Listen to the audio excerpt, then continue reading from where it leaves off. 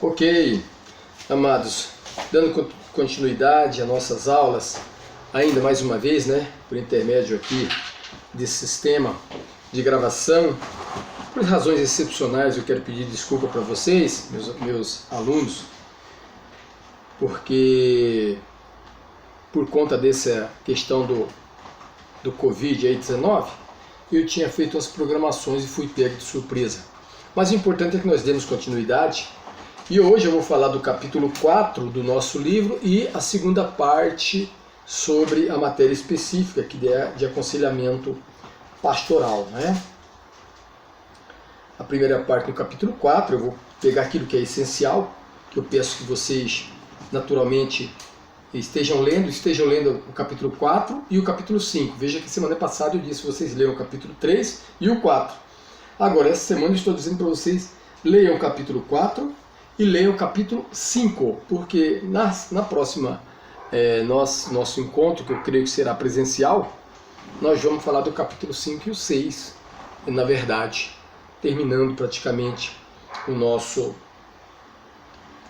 essa disciplina, e com um pedido que eu já adiantei lá para a direção do ITQ, de nós trazermos seja um psicólogo, um psiquiatra, enfim, alguém, se possível até da igreja, para nessa última aula ele nos dar uma palestra e eu vou, entre aspas, dispensar as provas. Vou pedir de vocês que vocês respondam todas as autoatividades, me tragam as autoatividades prontas, eu vou considerá-las para efeito de notas, e também no dia da palestra, havendo a palestra, eu vou naturalmente avaliar o aluno, o colega, pelas intervenções dele junto ao palestrante, as perguntas, a pertinência, etc, etc. Ok? Dito isto, você sabe agora que eu estou acompanhando o capítulo 4. Pedir que Deus esteja abençoando esta aula aqui e que nós possamos ter um aproveitamento razoável, o melhor possível disso. Nós falamos a semana passada, então, na área de aconselhamento, nós falamos sobre a figura do conselheiro pastoral, que eu disse que o instrumento mais importante dentro do aconselhamento, amados, não é a técnica, que nós estamos estudando agora técnicas, não é? Mas o instrumento mais importante é o próprio conselheiro, porque ele tem que ser ético, ele tem que ser empático, ele tem que ser preocupado com o próximo, ele tem que ser uma pessoa moralista. Nossa, mas irmão Cid, mas tem que ser perfeito. Não estou dizendo isso. Estou dizendo que são requisitos que fazem com que a sua relação de confiança, a sua relação com o aconselhando, ela se torne mais consolidada, mais forte. E agora nós vamos falar um pouquinho sobre o método ministerial de serviço. Por que eu estou fazendo a ordem inversa, irmão?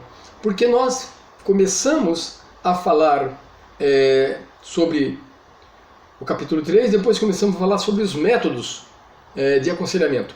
E nós paramos, se eu me lembro, aqui no último item de aconselhamento, que era justamente o método de interação pessoal. E aí nós íamos partir para o método ministerial de serviço, que está aí na tela, que é aquele material que eu disse para os senhores, que eu tenho pego de um curso de psicoteologia que eu estou terminando, do Gilson Pinho. E o método ministerial de serviço é aquele que eu disse que você envolve o indivíduo dentro da igreja. Ele diz que a igreja cresce na fé pelo envolvimento com serviços. Servir a Deus, na realidade, é servir ao próximo. Então, esse tipo de método, irmãos, é aquele que envolve a pessoa em atividades que ela poderia desenvolver com o intuito de ajudar a própria igreja. E, em especial, naturalmente, a pessoas carentes. Esse método ajuda a pessoa a desenvolver sua própria vocação ministerial. Ou seja, o serviço cristão é um meio de fazer com que a ovelha perceba como ela é importante dentro da comunidade cristã. Muitas vezes a pessoa está com algum problema de ordem interna ou interior, porque ela tem um vazio dentro dela, ela não é reconhecida por alguma forma. Muitas vezes tem pessoas dentro da igreja que passam mesmo. Talvez sem fazer nada ele não se sente à vontade. Tem alguns que não querem mesmo. Você vai pedir, a pessoa não vai querer fazer. Mas tem alguns que gostam de fazer alguma coisa dentro da igreja. Eu fico observando isso, assim, nas igrejas Como a gente sabe muitas vezes, você vai em uma outra igreja, eu percebi algumas estratégias de alguns pastores, eu não estou dizendo se é correto ou se é incorreto, ou estratégia da igreja, do sistema, porque a igreja é dirigida muito pela forma como ela é orientada, ou seja, sistema episcopal, congregacional. Eu fui numa igreja congregacional, onde tinha grupos, vários grupos, e eu percebi que aqueles grupos todos estavam ali, cada um fazia uma apresentaçãozinha pequena. E eu percebi que eles se sentiam muito à vontade com isso, querendo dizer, nossa, eu existo, eu estou aqui, eu estou fazendo alguma coisa. Em outras palavras, ele desenvolve um sentimento de utilidade e ao mesmo tempo ele resgata a autoestima dele, dentro da comunidade cristã. Ele restabelece muitas vezes o prazer de viver e de se relacionar com outras pessoas, aprendendo a servir. Não é? Se você tiver oportunidade, um dia que você tiver com aconselhamento, levar a pessoa que você está aconselhando a visitar uma entidade caritativa, visitar um local onde pessoas doentes com câncer, você vai ver como é que essa pessoa vai mudar a mentalidade dela em relação à vida. Ela vai verificar como o problema dela é pequeno perto deste problema. Então esse trabalho, esse método que nós falamos agora, que é o método ministerial, ele leva a pessoa ao serviço na comunidade eclesiástica, para que ela se sinta útil, valorizada, participativa. A pessoa precisa entender que os problemas deles não são os piores do mundo, e que ninguém pode ser feliz se ficar olhando para si próprio. E nesse aspecto o conselheiro deve ter pelo menos 3 cuidados, segundo o nosso mestre aqui. Não é? Não permitir que pessoas com transtorno de personalidade, isso nós vamos falar mais para frente, dependente, eles sublimam os problemas através de altruísmo negativo. O que é altruísmo negativo, irmão? É aquele irmão que tem vários projetos. Olha, eu vou fazer isso, vou fazer aquilo outro. E ele tem você olha e fala, nossa, agora está resolvido o problema da igreja. Mas não sai daquilo. Quer dizer, aparentemente ele é uma pessoa que quer fazer, tem boa vontade, está cheio de bons projetos, mas ele nunca coloca em prática. Então o que é o altruísmo? O altruísmo é você pensar no próximo, pensar na comunidade onde você vive, pensar na sociedade. Mas o altruísmo verdadeiro é o altruísmo que realiza algo. Esse não, muitas vezes ele vem com projetos, com sonhos e não sai daquilo. Segundo ponto, o conselheiro deve saber direcionar a pessoa para o serviço cristão correto. Né? Verificar qual é o dom que aquele irmão tem. E ninguém dentro da igreja está isento de dons, até para intercessão, é um dom. Agora, você deve impor, deve ter limites. Quando você dá uma autonomia para uma pessoa que não está preparada para exercer aquilo, você vai, ao invés de resolver um problema, você vai criar outro. E às vezes o conselheiro, ele precisa dizer sim, sim, ele precisa dizer não, não. Nós precisamos fazer isso, porque é isso que a palavra de Deus diz, e nós estamos falando de aconselhamento bíblico. Esse aconselhamento deve ser acompanhado para impedir que a pessoa se frustre, para que ela tenha recaída. Então esse é o método que nós falamos de ministerial de serviço. Tem um método também chamado terapêutico, que nós falamos de cura interior, ou integracionista, que eu dei um exemplo outro dia. O termo terapêutico trata de curas de emoções, né? Cura interior. Muitos dos problemas resultam do modo disfuncional como as pessoas reagem emocionalmente a eles. O trabalho do conselheiro, então, vai consistir em levar a pessoa a um processo, ajudar o processo de cura interior. É lógico, é evidente que se você for um conselheiro, e se isso realmente é um fato que está mais ligado à área espiritual, você deve se socorrer do seu pastor. É óbvio. Eu estou falando quando o problema não é necessariamente espiritual. E você está na condição de conselheiro. Então você deve levar a pessoa uma estabilidade, ajudar ela a ter uma estabilidade emocional. Como? Muitas vezes ouvindo, perguntando se a pessoa teve traumas na infância, o que teve, ouvindo a pessoa. Deve, a fim de mudar a vida dessa pessoa, ajudar ela a se livrar de pensamentos negativos. Tem pessoa que nada para ela dá certo. Ela é cheia de pensamento derrotista. E o pensamento derrotista, irmão, ele é muito forte na nossa vida. Eu não sei se você conhece aquela parte de Jó, que Jó fala assim, o que eu temia me aconteceu. O que quer dizer, Jó já estava preocupado com os filhos dele, sabia como os filhos dele estavam, e estava prevendo a situação. A mente de Jó já estava preparada e estava criando aquilo. E ele disse, o que eu previ aconteceu. Nesse método que nós estamos falando aqui, o terapêutico, nós devemos ter alguns cuidados. Na verdade, 2. Cuidado para que a psicologia não venha substituir a teologia, a Bíblia. Não é? Eu estou sempre falando isso. A nossa última resposta é da Bíblia. Cuidado para não considerar que os problemas se resumam somente a emoções. Por quê? Porque às vezes pode ser espiritual mesmo. Às vezes pode ser espiritual. E muitas vezes é espiritual. É um método também chamado de integracionista, por quê? Porque ele é próximo da terapia convencional e exige esforço agora do conselheiro na busca de um determinado conhecimento técnico. Não, talvez não seja o seu caso, talvez nem é o meu, mas com as ferramentas que nós tivermos, nós vamos tentar ajudar. E se nós não tivermos condição, vamos ter a humildade de passar para um técnico, para alguém que possa. Vai falar com o seu pastor, vai falar, procura um psicólogo, procura um psiquiatra, não é? Isso é importante. Também é um método, esse, mais associado à terapia psicoteológica. A psicoteologia, irmão, é uma ciência assim não muito velha. Na verdade, ela começa a surgir depois de 1980, 1990, que ela une a terapia psicológica junto com a teologia. Então, ela é uma junção da psicologia com a teologia, independente da abordagem psicológica que você adote, seja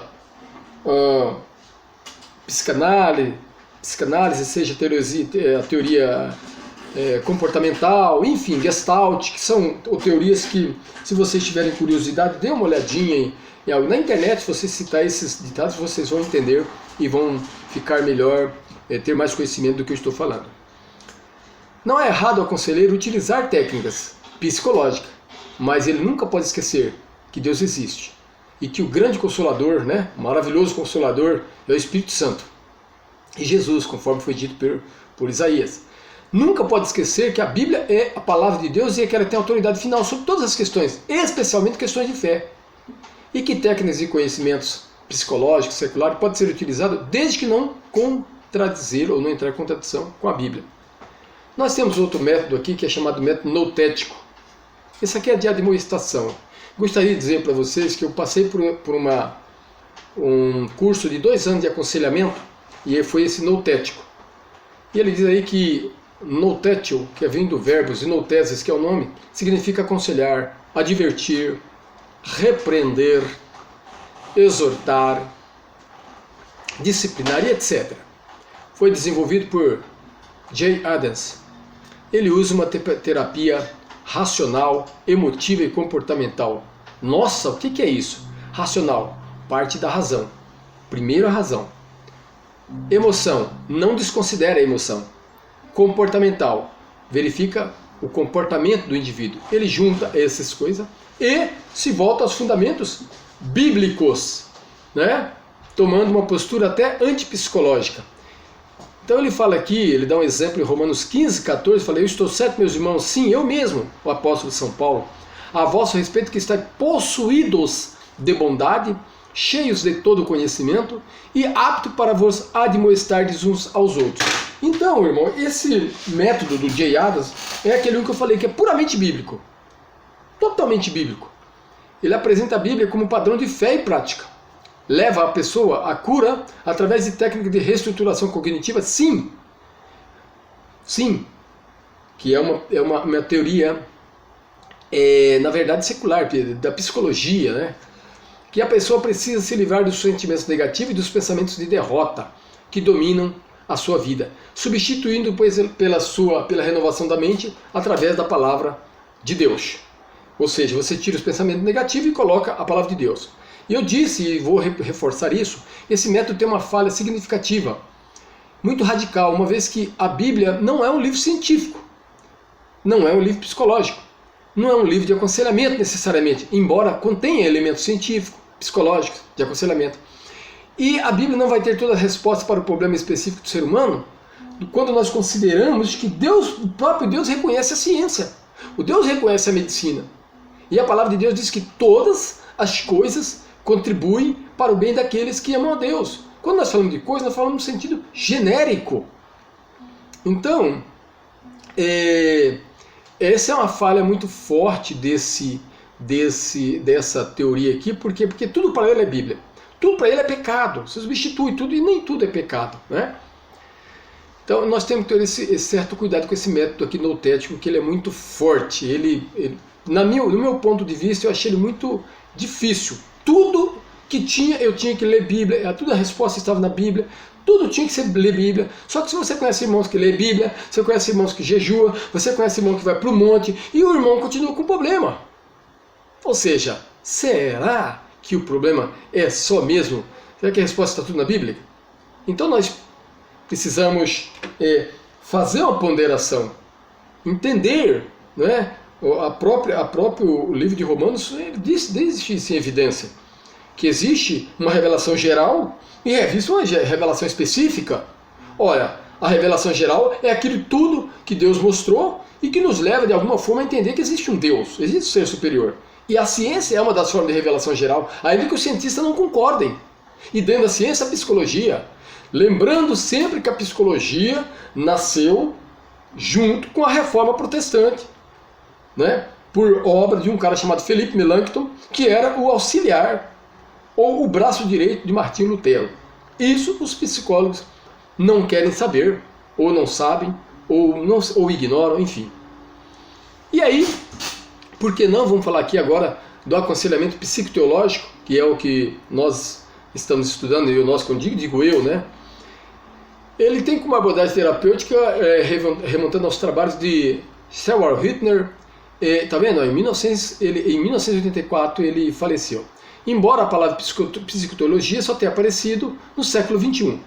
O aconselhamento psicoteológico é um modelo clínico, ou então é possível você estar no lugar para realizar. É breve, porque você pode fazer de 5, 8 sessões, talvez no máximo 10. Né? É de aconselhamento? Sim, porque ele pressupõe diálogo, ele pressupõe reflexão, ele pressupõe conselho, ele pressupõe abordagem direcional, orientativa. Ele é terapêutico? Sim, ele envolve uma terapia, ele envolve uma teoria, ele envolve uma técnica. E ele é psicoteológico por quê? Porque ele mexe com o psiquismo, ou seja, psicologia, ele mexe com a teologia, então ele trata do ser humano como ente espiritual, físico, não é? Espiritual, físico e psíquico, que é uma coisa que a psicologia ignora. Não é? Ele é um modelo clínico com alguns passos. Eu disse para vocês que no final da nossa matéria eu vou passar esses passos para vocês. Já estou pedindo a autorização para o autor deste material. É um atendimento breve, pois se estende de 10 a 20, em média 12. É um aconselhamento, embora difira do aconselhamento pastoral. Por quê? Porque isso é mais profundo, porque ele entende que a psicologia pode nos ajudar, tá? E que eu posso usar a psicologia dentro, sem afrontar de forma nenhuma a Bíblia, sem afetar o irmão. É terapêutico porque visa, naturalmente, ajudar pessoas com técnicas emocionais, afetivas, sensoriais, cognitivas, volitivas, comportamentais, sociais, existenciais. Quantas pessoas têm conflito de existência? Os jovens que estão tirando a vida muitas vezes têm conflito de existência. Espirituais, o bullying, né, faz a pessoa hoje, um jovem tem um conflito de existência muito grande.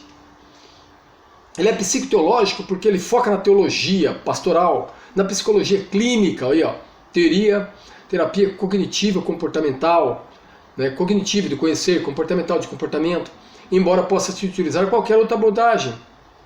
Mas ele é principalmente porque ele olha para o homem como um todo. Nesse aspecto eu disse que ele é integracionista. Na questão da abordagem, eu não digo nem talvez do resultado, porque ele entende o homem como um ser biopsicossocial e espiritual. Biopsicossócio-espiritual, por assim dizer. Ele entende que o homem é biológico e o homem é biológico. Ele entende que o homem é psicológico e o homem tem uma psique. Ele entende que o homem é social, ou seja, o homem está dentro de uma sociedade, inserido numa sociedade, inserido numa comunidade, num bairro, numa casa, num ambiente de trabalho. Tudo isso influi. E o homem é um ser espiritual. E o trabalho do conselheiro psicoteológico é terapêutico, dentro de uma visão bem esclarecida, irmãos, teológica, né, que apresenta a Bíblia como padrão de fé e prática. Não é? Prática no sentido, inclusive, de ética, né? Prática cristã, prática de vida. Trabalha com psicoeducação, incentiva a autoobservação, autoconceito, autogoverno, postura de mudança. Importante, irmão, mudança de pensamento. A mudança começa na nossa cabeça e eu tenho que começar a fazer. Por isso que quando você aconselhar, irmão, você tem que dar ideias de mudança, aceitar a ideia de mudança, falar para a pessoa a responsabilidade dela e dar tarefas para que a pessoa comece a tirar aquilo que é negativo e comece a colocar aquilo que é positivo. Comece a tirar aquilo que é antibíblico e comece a colocar aquilo que é bíblico. Comece a olhar que ele não é uma pessoa derrotada, mas que ele é uma pessoa que tem um potencial para vencer. A fim de mudar a vida, a pessoa precisa se livrar de sentimentos negativos, pensamentos derrotistas, substituindo pela renovação da mente através da fé. Irmãos, quando a pessoa tem dentro da igreja, irmão, a pessoa chora, pula, faz um monte de coisa, mas a pessoa não muda. Porque se não houver mudança de mente, não há mudança da sua vida. A grande mudança começa na sua mente. Por isso que Romanos 12:2 é importante. Como os conselheiros pastorais têm diferentes formações psicológicas, esse método pode não ser uniforme. Por quê? Porque você pega um conselheiro pastoral, agora eu estou falando de alguém que de repente tem um conhecimento de psicologia, de repente é um psicólogo. O método, como não é uniforme, pode gerar muita confusão entre os aconselhados e também entre os próprios conselheiros que disputam posições de proeminência. Entenda, irmão? Nós devemos aconselhar, mas nós devemos ser humildes, nós devemos ser servos. Nós não sabemos nada mais do que ninguém, nós não somos nada mais do que ninguém, absolutamente. Nós somos pessoas simples e que estamos ali para ser servos. Hoje, irmãos, nós vemos muito cargo dentro das instituições, eu falo agora de igreja. Né? Nós vemos o que é natural, né? Mas nós vemos bispos, nós vemos reverendo, nós vemos apóstolos, nós vemos tudo, mas nós não vemos um cargo chamado de servo. Sabe, é esse cargo que Jesus está querendo. E eu creio que você puder ajudar uma pessoa a reencontrar o caminho dela, com certeza, irmão, você vai estar ajudando essa pessoa, você vai estar ajudando a família dela, você vai estar refletindo no trabalho dela, enfim, pode ajudar muita coisa, pode mudar muita história, ajudar muita história de uma pessoa. O segundo ponto que entendemos como desvantagem no método da psicoteologia é o fato de ser uma terapia convencional com forte tendência entre os terapeutas psicoteológicos, de querer deixar a fundamentação teológica. Irmãos, nosso primeiro instrumento é a Bíblia. Eu até vou te aconselhar, sem ser o seu, fazer aqui uma tirada, né?